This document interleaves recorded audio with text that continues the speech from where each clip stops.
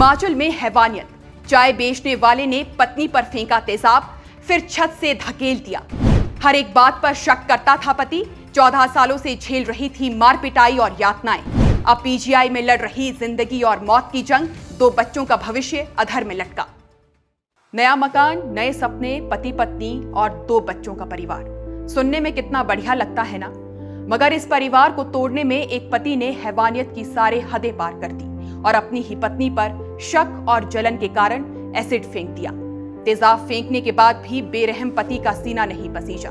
उसने अपनी पत्नी को नए मकान की छत से धक्का दिया और मारने के मकसद से वहीं पड़े रहने दिया। तो आखिर इस पूरे क्राइम की बैकग्राउंड स्टोरी क्या है? एक पति अपने 2 बच्चों की मां पर कैसे एसिड अटैक कर सकता है?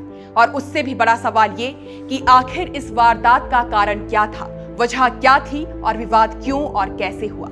इस वीडियो में हर उस सवाल को टटोलने की कोशिश करेंगे जो इस मामले से जुड़ा है, इसलिए पूरा वीडियो जरूर देखिएगा। हिमाचल के मंडी जिला में बीती शाम को दिल चीर देने वाली ये वारदात सामने आई। सैंड मोहल्ले में रहने वाली 41 साल की ममता पर उसी के पति ने तेजाब फेंक दिया और फिर तैश में आकर उसे मकान की छत पर से धक्का दे दिया। ममता की चिल्लाने की आवाज जब पड़ोसियों ने सुनी तो वे दौड़ते हुए घटनास्थल पर पहुंचे, मगर तब तक ममता का चेहरा, उसका शरीर, उसकी पीठ सब तेजाब के तेज जख्मों से जल रहे थे। पड़ोसियों ने देर न करते हुए तुरंत पुलिस को इस बात की सूचना दी और ममता को अस्पताल लेकर पहुंचे। पुलिस ने मामले की जांच शुरू की तो थोड़ी ही देर में सच्चाई भी सामने आ गई। ये हमला किसी बाहर के व्यक्ति ने नहीं, ना ही किसी अनजान दुश्मन ने किया था। ये हमला उसके अपने ही पति नंदलाल ने किया था, वही आदमी जिसके साथ उसने 24 साल की शादी बिताई, जिसके बच्चे को वो पाल रही थी, जिसने एक ही छत के नीचे उसके साथ जीवन बिताया। वही आदमी उसका सबसे बड़ा दुश्मन बन बैठा। बताया जा रहा है कि शनिवार शाम दोनों के बीच बहस हुई।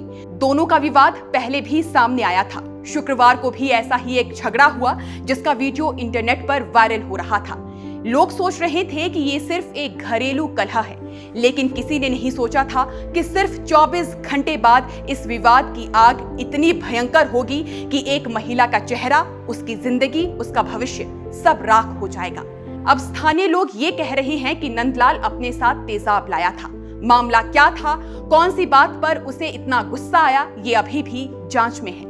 लेकिन गवाहों और पुलिस की शुरुआती रिपोर्ट के अनुसार नंदलाल अपनी पत्नी पर शक किया करता था। घर पर रिश्तेदार भी आते तो भी वो वीडियो बनाता।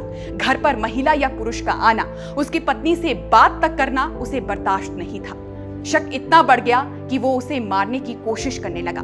पीड़ित महिला सोशल मीडिया पर कुछ दिन पहले एक वीडियो जारी करती है जिसमें वो बताती है कि पिछले 14-15 सालों से उसका पति उसे पीटता है, उसके दांत तक तोड़ दिए गए। यही नहीं, पीड़िता ने यह भी बताया कि उसकी 10वीं पढ़ती बच्ची को हैवान पति अनाथ आश्रम तक छोड़ाया था। महिला ने वीडियो में कहा कि ये मुझे मारना चाहता है, लेकिन मैं जीना चाहती हूँ अपनी बेटी के लिए। और इस वीडियो के जारी होने के कुछ ही दिन बाद पति ने पीड़िता पर तेजाब फेंक दिया, उसे छत से धक्का दे दिया। ये सिर्फ हमला नहीं था, ये एक अच्छी खासी सोची समझी हत्या की कोशिश थी।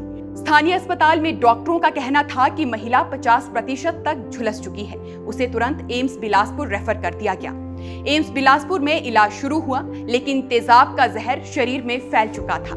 कुछ घंटे बाद ही उसकी हालत बिगड़ी, सांस लेना मुश्किल, संक्रमण बढ़ता गया और डॉक्टरों ने अंतिम निर्णय लिया और ममता को पीजीआई चंडीगढ़ रेफर कर दिया। उधर आरोपी पति नंदलाल तेजाब फेंककर अपने ही घर की ऊपरी मंजिल में छिपा हुआ था। एएसपी अभिमन्यु वर्मा ने बताया कि पुलिस मौके पर पहुंची, दरवाजा तोड़ा गया और आरोपी को वहीं से गिरफ्तार किया गया। पूछताछ में उसने कहा कि तेजाब घर में बर्तन साफ करने के लिए रखा गया था, लेकिन इतने गुस्से में उसने वही तेजाब पत्नी पर फेंक दिया। बताया जा रहा है कि ममता और नंदलाल मूल रूप से धर्मपुर के रहने वाले हैं, मगर लंबे समय से वे दोनों साथ में ही मंडी में रह रहे थे। नंदलाल चाय की दुकान चलाता है, ममता एक दुकान पर काम करती थी। दोनों को 2 बच्चे भी हैं, एक लड़का और एक लड़की। इस घटना का एक और दर्दनाक पहलू ये भी है कि मंडी में ये तीसरा एसिड अटैक है। इससे पहले साल 2004 में एक लड़के ने स्कूल के पास एक लड़की पर तेजाब फेंका था। साल 2006 में बॉलीवुड अभिनेत्री कंगना रनौत की बहन रंगोली पर तेजाब फेंका गया था और अब 2025 में ममता।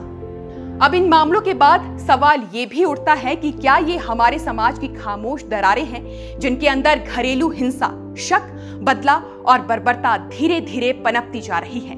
ये सिर्फ ममता की कहानी नहीं है, ये उन तमाम महिलाओं की कहानी है जो अपने ही घरों में डर के साए में जीती हैं, जिनके पति बात बात पर शक करते हैं, जिनका विवाद कोर्ट तक पहुंचा है, जिनका जीवन समाज की नजरों से छिपा हुआ दर्द बन जाता है। बाकी हमारी तो प्रार्थना रहेगी कि ईश्वर ममता को जल्द स्वस्थ कर दे, क्योंकि इस घटना के बाद सिर्फ ममता के जीवन पर ही प्रभाव नहीं पड़ा है, बल्कि उसके 2 बच्चों पर भी गहरा आघात हुआ है। बाकी आप दर्शकों का इस केस पर क्या कहना है, हमें अपनी राय कमेंट सेक्शन में जरूर बताइएगा। अभी फिलहाल के लिए बस इतना ही। नमस्कार।